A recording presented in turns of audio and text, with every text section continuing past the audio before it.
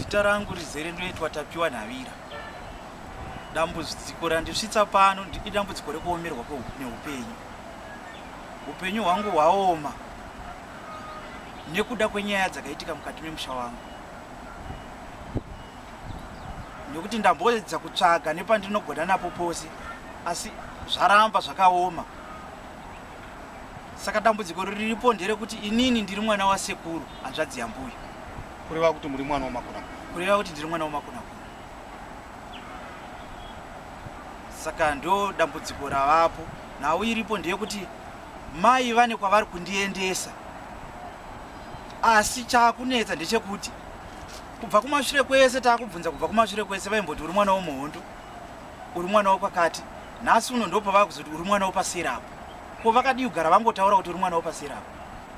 Kuti inini ndizonyatsoziva kuti inini ndiri mwana wamakunakuna, ndakatoita kurota dziri hope mushure mekunge ndaendeswa pachinyekwere pachona ipapo. Saka ndakarota sekuru baba vana mbuya ndo vakauya kwandiri vakati uri kutsvagei pano?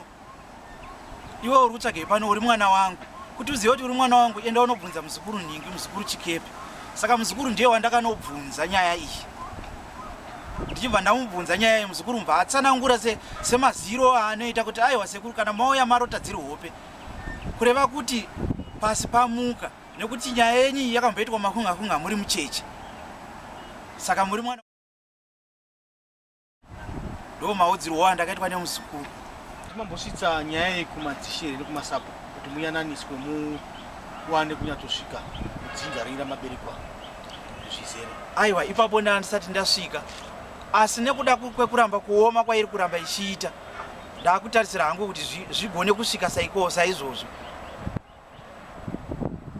Nekuti ndanichingotiwo senyaya vanhu tinongotaurirana nyaya yogadzirisano yoita sei yopera, but nyaya yacho ndaona nyaya yacho yatove nemakuva pasi, nekuti zvino ndatove nemwana akafa nekuda kwekunzi ukaramba kuenda kwandakakuendesa ikoko vana vese vachapera kufa. Uri kuvhundutsirwa naamai? Ndiri kuvhundutsirwa naamai. Saka pari zvino muri kugara kupini? Ndanzwa muchiti makungopumhuka nenyika. Zvino ndiri kugara kuchitungisa.